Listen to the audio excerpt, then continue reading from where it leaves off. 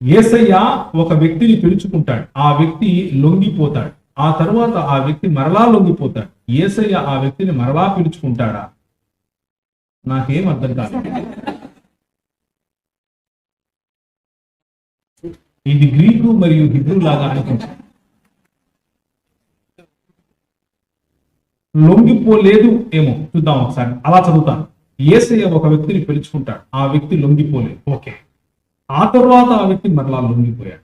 యేసయ్య ఆ వ్యక్తిని మరలా పిలుచుకుంటాడు. ఓకే, నాకు ఇప్పుడు అర్థమైంది. అంటే ప్రభు పిలిచాడు, మీరు రెసిస్ట్ చేశారు, నాకు వద్దు నువ్వు అన్నారు. కానీ కొద్ది రోజుల తర్వాత మీకే అనిపించింది నేను ప్రభువును వెంబడించాలి, మీరు ప్రభువును వెంబడించే నిర్ణయం తీసుకుంటారు. అప్పుడు యేసయ్య తిరిగి ఆయనను స్వీకరిస్తాడా, పిలుస్తాడా అన్నది మీ ప్రశ్న. ఒకవేళ అదైతే చూడండి, ఈ లొంగిపోవటము పిలుచుకోవటము అనే పదాలు మనం చాలా తేలికగా వాడుతూ ఉంటాం.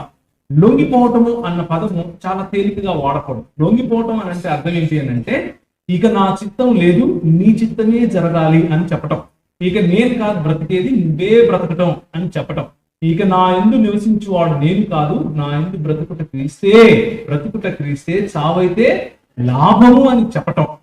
అటువంటి లొంగిపోవటం గురించి మీరు మాట్లాడితే దాన్నే నూతన జన్మ అనుభవం, లేకపోతే దాన్నే నూతన సృష్టి అవడం అని పిలుస్తారు.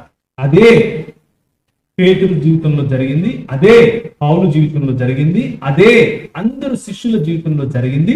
ప్రభువైన యేసుక్రీస్తు ఆయన ఆరోహణుడై వెళ్ళిపోవటానికి ముందు శిష్యులకు ఇచ్చినటువంటి